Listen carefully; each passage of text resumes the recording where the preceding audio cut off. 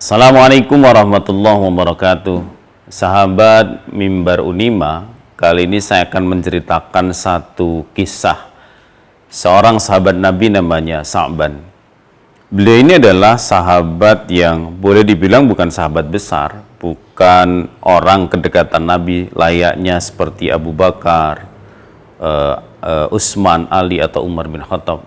Dia sahabat-sahabat biasa saja, tetapi di mata Rasulullah, sahabat kecil ini punya tempat yang cukup istimewa.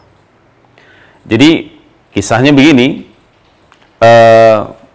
jika Rasulullah SAW dengan para sahabat ini melaksanakan ibadah sholat berjamaah di masjid, ya, khususnya peristiwa yang cukup heroik, yang cukup apik itu adalah pada saat peristiwa di sholat subuh. Jadi Nabi ini sering banget ketika sholat subuh itu beliau menunggu sahabat yang satu ini, sahabat yang namanya Sa'ban ini.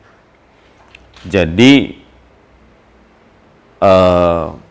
kadang-kadang bahkan Rasulullah sampai harus sedikit menunda waktu sholatnya hanya untuk menunggu seorang sahabat namanya Sa'ban.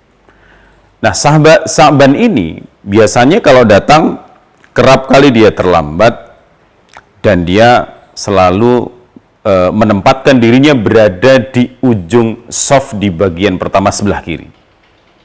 Nah, ketika Sa'ban sudah datang dan sudah memastikan dia berada di shaf bagian depan sebelah kiri, biasanya Rasulullah Muhammad SAW kemudian memulai sholat subuhnya secara berjamaah.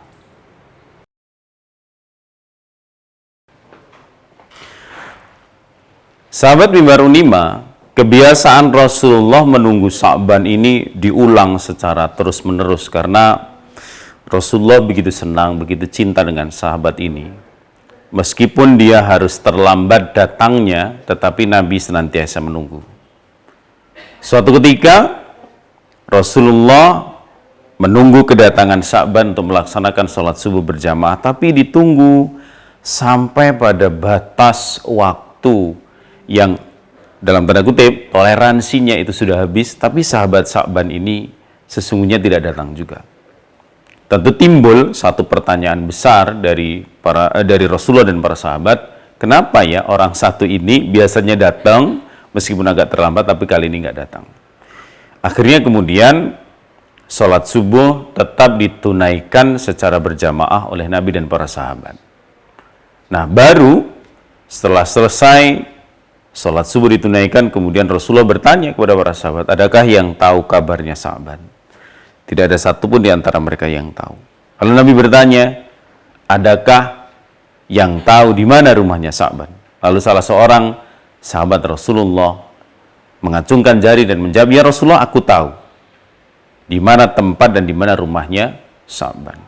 Maka saat itu juga Rasulullah mengajak para sahabat untuk mengunjungi rumah Sa'ban, menanyakan kabar, sebenarnya ada apa dan seterusnya, yang mengakibatkan Sa'ban ini kemudian tidak datang untuk sholat berjamaah, khususnya sholat subuh pada waktu itu.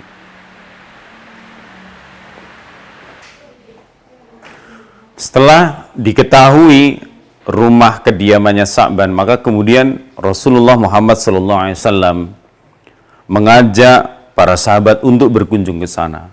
Di luar dugaan, ternyata rumah Sa'ban ini jaraknya begitu jauh dari masjid.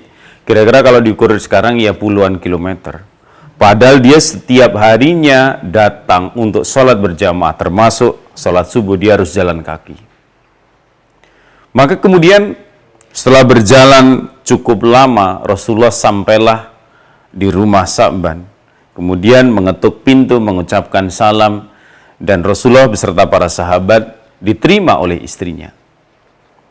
Kemudian Nabi bertanya, kenapa Sa'ban ini biasanya kan datang nih ke masjid, meskipun agak terlambat, tapi dia selalu meluangkan waktunya untuk datang ke masjid. Kenapa hari ini sampai kami tunggu semuanya, kok suamimu tidak datang?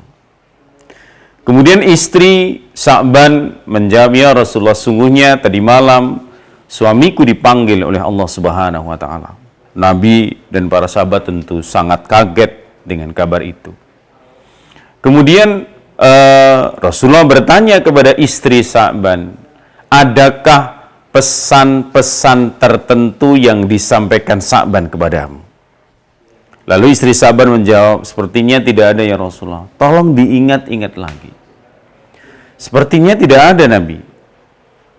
Tapi Nabi tetap mendesak. Masa tidak ada? Pasti ada. Orang soleh biasanya meninggalkan pesan-pesan luar biasa sebelum dia meninggal. Kemudian istrinya mengatakan kepada Nabi, menceritakan kepada Rasulullah, tadi malam sebelum Sa'ban suamiku ini meninggal ya Rasulullah, dia mengucapkan 3 kalimat yang saya tapi tidak paham. Apa itu? Yang pertama, dia mengatakan, kenapa kurang jauh? Yang kedua, kenapa bukan yang baru? Yang ketiga, kenapa tidak lebih banyak? Maksudnya apa wahai Rasulullah Muhammad SAW? Lalu Nabi menceritakan, tahukah engkau apa yang dimaksud itu? Yang pertama, sesungguhnya Sa'ban setelah mengetahui betapa besar, betapa mulianya pahala orang yang datang berangkat ke masjid untuk sholat berjamaah, yang oleh Allah setiap langkahnya dinilai kebaikan, maka jarak puluhan kilometer itu Sa'ban merasa kok kurang jauh ya. Kenapa rumahnya cuma segitu? Kenapa tidak lebih jauh lagi? Karena betapa luar biasa pahala yang akan dia dapatkan. Lalu yang kedua, kenapa bukan yang baru? Suatu ketika Sa'ban bertemu dengan anak yatim. Kalau tidak salah pada waktu itu momennya adalah hari raya. Kemudian anak ini tidak punya apa-apa, tidak punya baju. Lalu Sa'ban memberikan baju, tetapi karena Sa'ban juga bukan orang yang punya duit, bukan orang kaya, dia berikan baju bekas yang masih bagus, yang jarang dipakai, untuk menggembirakan hati anak tadi.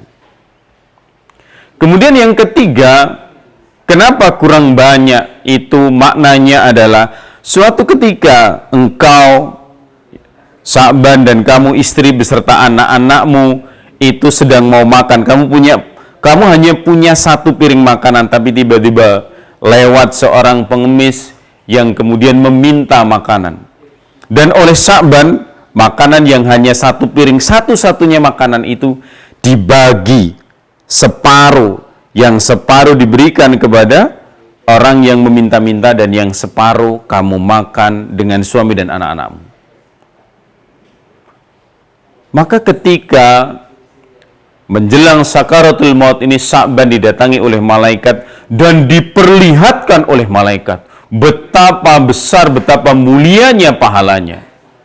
Dan Allah sudah menempatkan, sudah menyiapkan tempat yang terbaik untuk Sa'ban di jannahnya nanti.